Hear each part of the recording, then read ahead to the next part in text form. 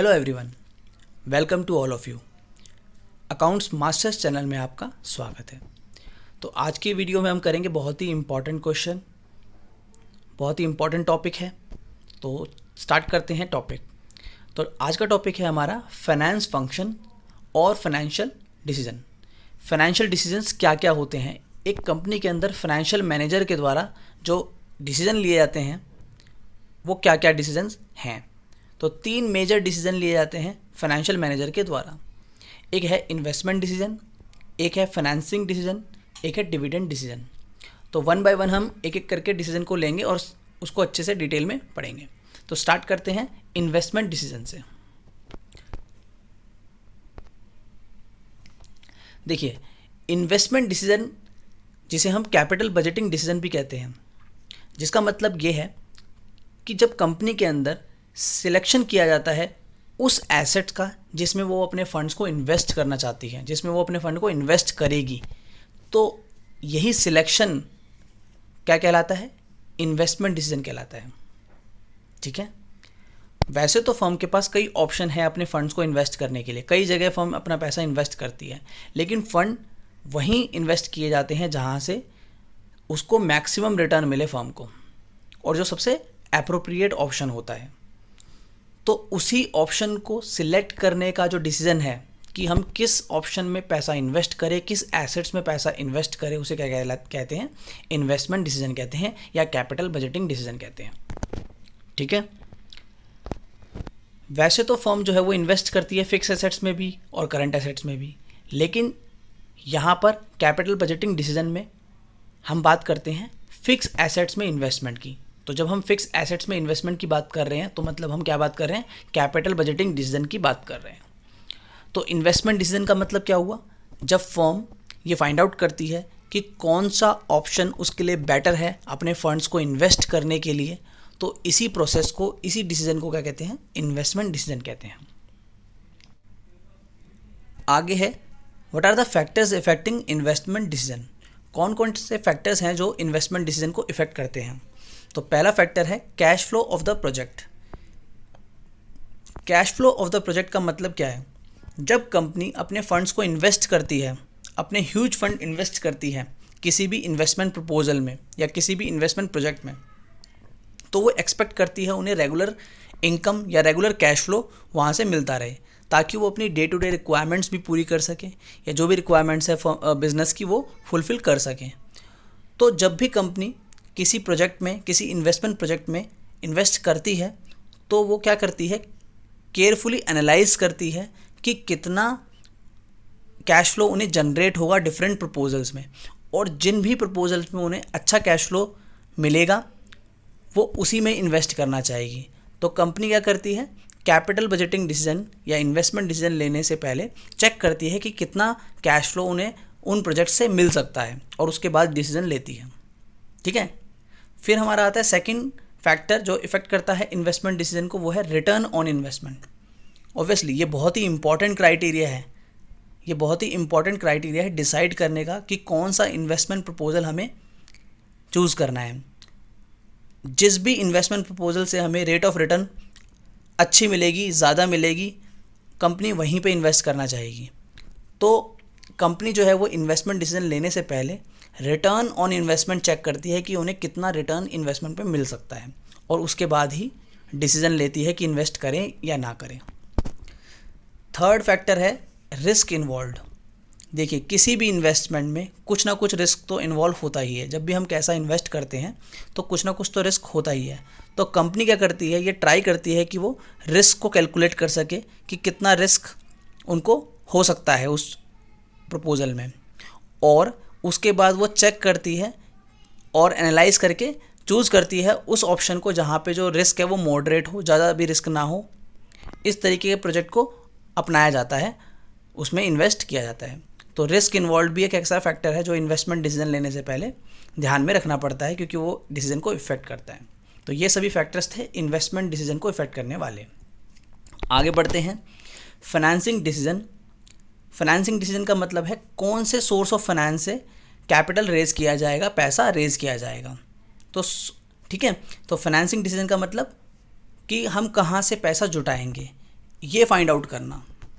ठीक है, तो जो सेकंड इंपॉर्टेंट डिसीजन होता है फाइनेंशियल मैनेजर को जो लेना पड़ता है वो ये होता है डिसाइड करना सोर्स ऑफ फाइनेंस, कि किस जगह से, किस सोर्स से हमें फाइनेंस को जनरेट करना है या जुटाना है पैसा।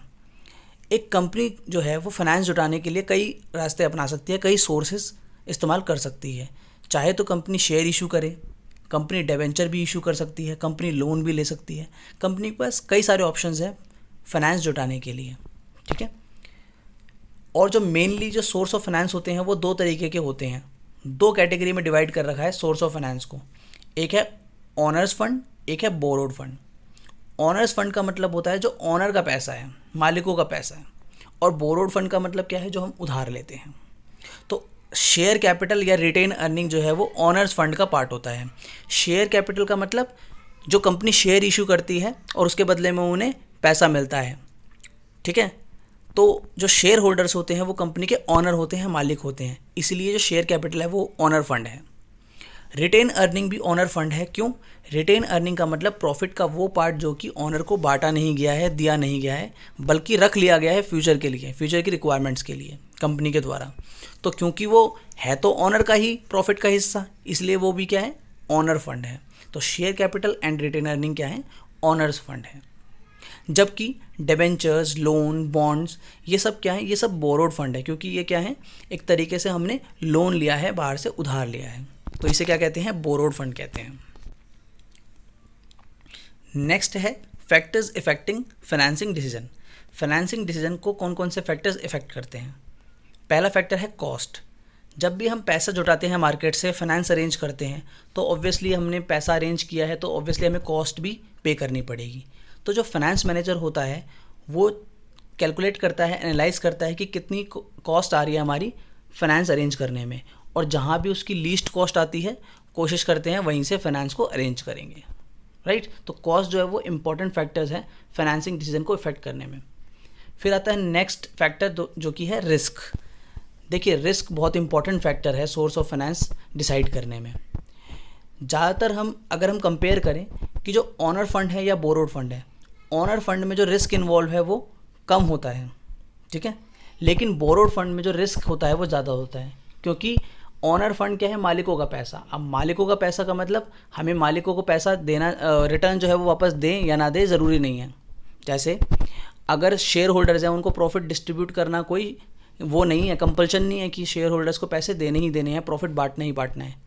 अगर प्रॉफिट होता है तो ही शेयर होल्डर को प्रॉफिट बांटा जाता है, अदरवाइज़ नहीं बांटा जाता। लेकिन अगर आप लोन लेते हो या डिबेंचर इशू करते हो तो उस केस में आपको उनको पैसा देना ही देना है, उनको ब्याज देना ही देना है। ठीक है, तो इसीलिए जो बोरोड फंड होते हैं उसमें रिस्क ज़्यादा होता है और ऑनर फंड जो होते हैं उनमें रिस्क कम होता है। तो जो फाइनेंस मैनेजर है वो भी चेक करता है, कंपेयर करता है कि कितना रिस्क इन्वॉल्व है, और एक इस तरीके का डिसीजन लेता है कि मॉडरेट रिस्क हो और उस तरीके से हम फाइनेंस अरेंज कर सकें। ठीक है, तो रिस्क क्या है, इंपॉर्टेंट फैक्टर है फाइनेंसिंग डिसीजन में। फिर हमारा नेक्स्ट फैक्टर है जो इफेक्ट करता है फाइनेंसिंग डिसीजन को, वो है कैश फ्लो पोजीशन। एक कंपनी की कैश फ्लो पोजीशन क्या है, उनके पास कितना कैश है, ये भी बहुत इंपॉर्टेंट फैक्टर है फाइनेंसिंग डिसीजन लेते वक्त या सिक्योरिटीज़ को सिलेक्ट करते वक्त कि जिससे पैसे अरेंज करने हैं। शेयर इशू करके पैसे जुटाएं, लोन लेकर के पैसे जुटाएं, डिबेंचर इशू करके पैसे जुटाएं, ये डिसाइड करते वक्त कैश फ्लो पोजीशन जो है कंपनी की वो भी इंपॉर्टेंट फैक्टर होता है। अगर किसी भी कंपनी की जो फाइनेंसिंग कंडीशन है या कैश फ्लो पोजीशन है वो अच्छी है और उनके पास कैश फ्लो अच्छा है, उनके पास पैसा अच्छा है, तो वो क्या करेंगे, वो कोशिश करेंगे कि हम बोरोड फंड को अपनाएं। ठीक है, वो क्या कोशिश करेंगे, बोरोड फंड को। क्यों? क्योंकि बोरोड फंड जो है उसकी कॉस्ट कम होती है ऑनर फंड से, क्योंकि जो शेयर होल्डर्स हैं उनको प्रॉफिट बांटना होता है और प्रॉफिट हमेशा ज़्यादा ही होता है, लास्ट में प्रॉफिट जो है वो उन्हीं को पड़ता है, ऑनर को। और जो बोरोड फंड है उनकी रेट फिक्स होती है 8%, 10%, 12% जो भी होगी, तो हमें उसे पे करना होता है। अगर आपका कैश फ्लो पोजीशन अच्छा है तो आप बोरोड फंड करोगे क्योंकि आप आराम से चुका दोगे, आपको गारंटी है। लेकिन अगर आपकी कैश फ्लो पोजीशन अच्छी नहीं है तो बेटर ऑप्शन है ऑनर फंड का, शेयर इशू करके या रिटेन अर्निंग करके इस तरीके से पैसा जुटाया जाए तो ज़्यादा बेटर है। तो कैश फ्लो पोजीशन भी क्या है, फैक्टर्स है जो इफेक्ट करता है फाइनेंसिंग डिसीजन को। आगे बढ़ते हैं हमारे अगले डिसीजन पे जो कि है डिविडेंड डिसीजन। मतलब एप्रोप्रिएट डिस्ट्रीब्यूशन ऑफ प्रॉफिट, कि प्रॉफिट को कितना बांटा जाए, कैसे बांटा जाए। डिविडेंड डिसीजन का मतलब क्या होता है, डिस्ट्रीब्यूशन ऑफ सरप्लस फंड, जो भी हमारे फंड्स एक्स्ट्रा हैं उन्हें कैसे डिस्ट्रीब्यूट किया जाए, यही डिसीजन किसका कहलाता है, डिविडेंड डिसीजन कहलाता है। जो कंपनी जो भी प्रॉफिट कमाती है, फर्म जो भी प्रॉफिट कमाती है, उन्हें वो डिस्ट्रीब्यूट करती है कई पार्टीज़ को, जैसे क्रेडिटर को पेमेंट करती है, एम्प्लॉयज़ को पेमेंट करती है, डिबेंचर होल्डर्स को भी करती है, शेयर होल्डर को भी करती है। तो इन सभी पार्टीज़ को उन्हें पैसा देना पड़ता है, क्योंकि डिबेंचर होल्डर से उन्होंने डिबेंचर इशू करके पैसा जुटाया है, क्रेडिटर से उन्होंने सामान खरीदा है ना, शेयर होल्डर से भी उन्होंने शेयर इशू किए हैं और पैसा जुटाया है, एम्प्लॉयज़ को सैलरी देनी है। तो ये सब प्रॉफिट जो कंपनी कमाती है वो इन लोगों को बांट देती है, ठीक है।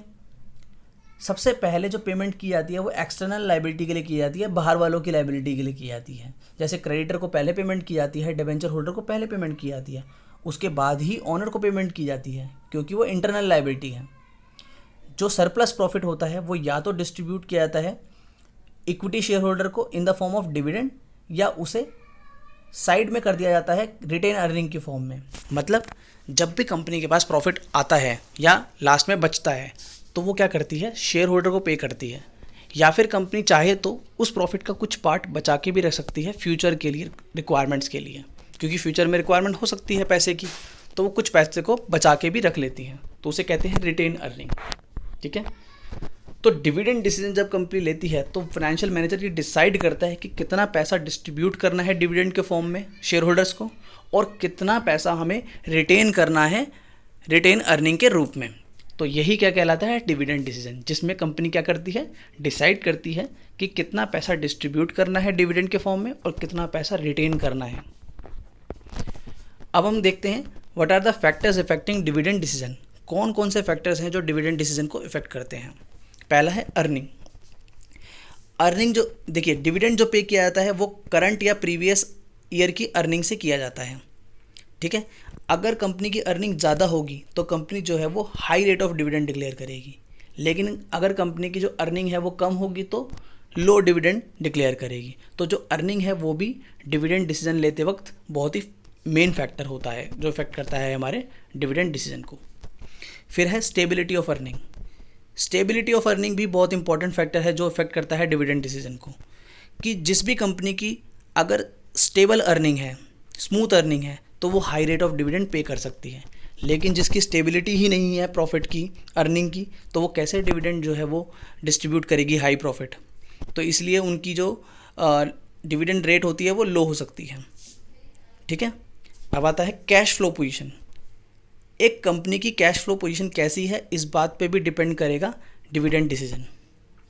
जिस भी कंपनी की डिविडेंड कैश फ्लो पोजीशन अच्छी है तो वो high rate of dividend pay करेगी, और जिस भी कंपनी की कैश फ्लो पोजीशन जो है वो लो है, कम है, वो उनकी क्या होगी डिविडेंड रेट, उनकी डिविडेंड रेट लो हो सकती है, ठीक है।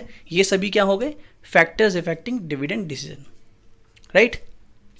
आई होप आपको सारे डिसीजन समझ में आ गए, क्या क्या फाइनेंशियल डिसीजन एक फाइनेंशियल मैनेजर को लेने पड़ते हैं, ये सारे समझ में आ गए होंगे।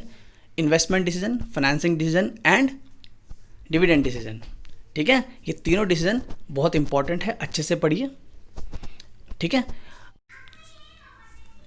हमारी वीडियोस लगातार रेगुलर पाने के लिए अकाउंट्स मास्टर्स चैनल को सब्सक्राइब कीजिए, वीडियो को शेयर कीजिए, लाइक कीजिए और ज़्यादा से ज़्यादा प्रमोट कीजिए, ताकि हम इंस्पायर हो वीडियो बनाने के लिए और हम आपके लिए बहुत सारे कंटेंट ला सकें, बहुत सारा टॉपिक ला सकें और वीडियो बना सकें।